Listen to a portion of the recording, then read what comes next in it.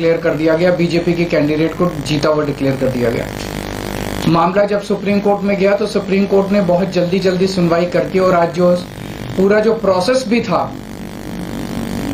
किस तरह से माननीय सुप्रीम कोर्ट ने सारे बैलेट पेपर मंगाए अपने पास, बैलेट पेपर खुद देखे और आज रिजल्ट डिक्लेयर कर दिया, ये मुझे लगता है कि भारतीय इतिहास के अंदर शायद पहली बार हुआ है।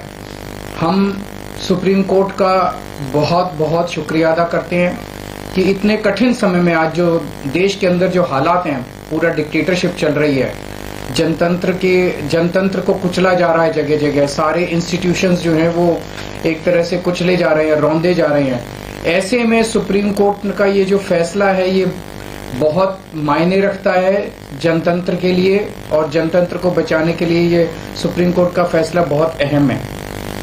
इंडिया गठबंधन, इसलिए हम सुप्रीम कोर्ट का बहुत शुक्रिया अदा करते हैं। इंडिया गठबंधन की ये बहुत बड़ी जीत है, पहली जीत है, बहुत बड़ी जीत है और बहुत बड़े मायने रखती है।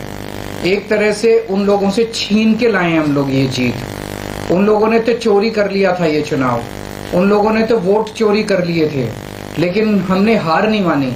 हम आखिरी समय तक लड़ते रहे, संघर्ष करते रहे और अंत में हमारी जीत हुई। तो ये पूरे देश के लिए, इंडिया गठबंधन के लिए बहुत बड़ी जीत है और बहुत बड़ा संकेत देती है देश को। जो लोग जो लोग कहते हैं कि बीजेपी को हराया नहीं जा सकता, बीजेपी को हराया जा सकता है, एकता से हराया जा सकता है, अच्छी प्लानिंग और स्ट्रेटेजी से हराया जा सकता है और मेहनत से हराया जा सकता है। ये इस चुनाव के नतीजों ने साबित कर दिया। तो मैं इंडिया गठबंधन के सभी पार्टनर्स को बहुत इसके लिए बधाई देता हूं। चंडीगढ़ के लोगों को बधाई देता हूं, जिनको चंडीगढ़ के लोगों की एक तरह से जीत हुई। चंडीगढ़ के लोगों ने तो नतीजा यही दिया था कि भाई इंडिया गठबंधन का कैंडिडेट मेयर बनना चाहिए, लेकिन उन्होंने चोरी कर लिया चुनाव। तो एक तरह से जनता की हार हो गई थी, लेकिन अब जनता की जीत हुई है और पूरे देश की जीत हुई है। पूरे देश ने देखा कि किस तरह से बीजेपी ने यह चुनाव चोरी किया। इस चुनाव में 36 वोट थे टोटल, बीजेपी के, कांग्रेस के, आम आदमी पार्टी के, अकाली दल के 35 काउंसलर और एक मेंबर ऑफ पार्लियामेंट, 36 वोट थे। उन 36 वोट्स की काउंटिंग में बीजेपी वालों ने 8 वोट चोरी कर लिए, 25% वोट चोरी कर लिए 36 के अंदर। सोचो, अभी कुछ दिन के बाद देश का बड़ा चुनाव होने वाला है, उसमें 90 करोड़ वोट हैं। अगर ये 36 वोट में से 25% वोट चोरी कर सकते हैं, 90 करोड़ वोटों में ये कितने वोटों की चोरी करेंगे, सोच के भी रूह कांप उठती है, रोंगटे खड़े हो जाते हैं। सुनते तो थे कि बीजेपी वाले गड़बड़ करते हैं, सुनते तो थे कि बीजेपी वाले बदमाशी करते हैं, वोटों की चोरी करते हैं, पर कभी कभी मन बीजेपी वाले कि ये तो कहते हैं ना, जब पाप का घड़ा भर जाता है तो फिर ऊपर वाला अपनी झाड़ू चलाता है। गीता में भी लिखा है, जब यदा यदा ही धर्मस्य ग्लानिर्भवति भारत।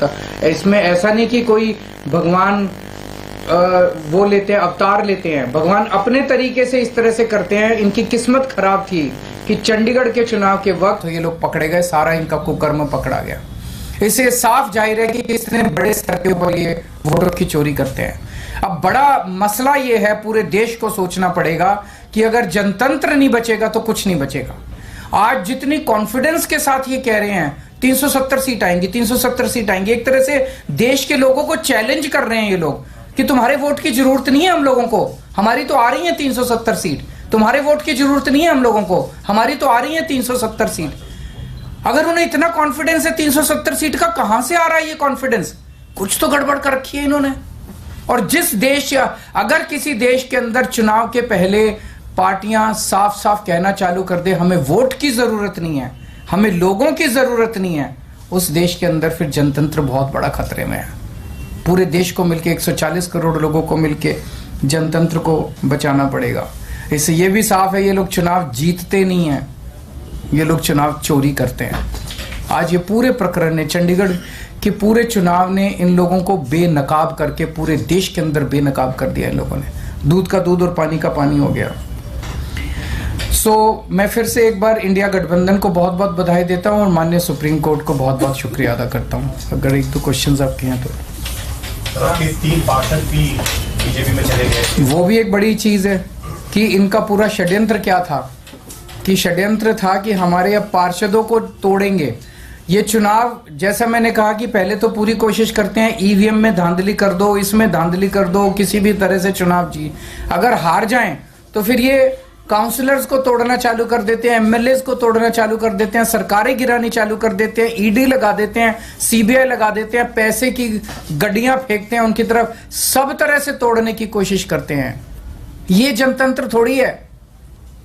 सर इस चुनावों ने दिखाया कि कैसे अगर आम आदमी पार्टी और कांग्रेस मिल जाए तो बीजेपी को हरा सकते हैं। मैंने अभी यही बोला, तो क्या पंजाब में भी आप इस पर ये मैंने बोला कि किस तरह से अगर हम सारे लोग इकट्ठे हो जाएं, इंडिया गठबंधन के इस चुनाव ने एक बहुत बड़ा मैसेज दिया है।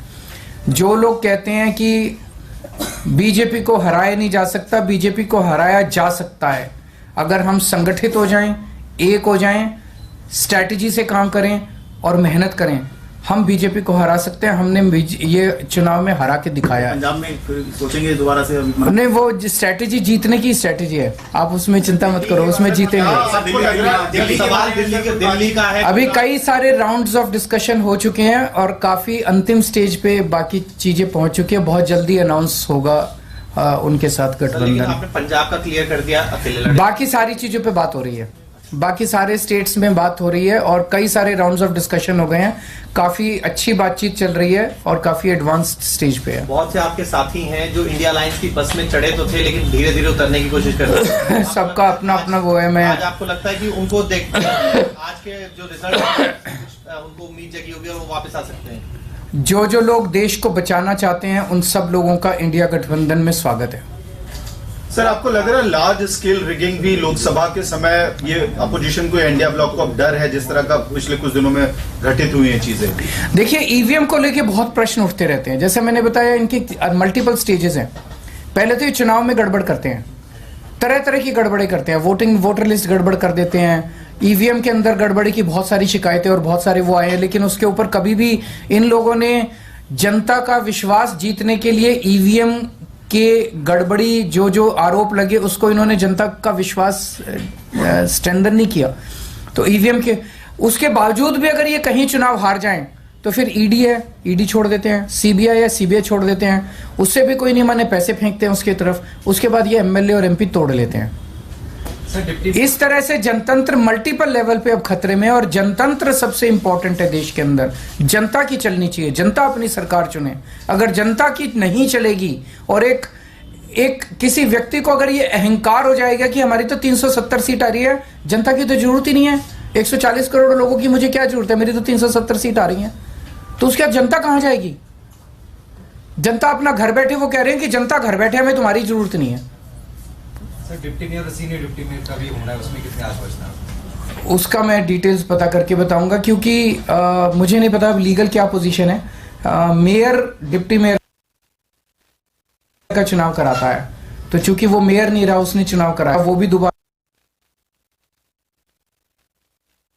था, अब नया मेयर बना है, तो क्या वो भी दोबारा होगा? मेरे को अभी इसके बारे में क्लैरिटी नहीं है, मैं वकीलों से बात करके बताऊंगा। Thank you.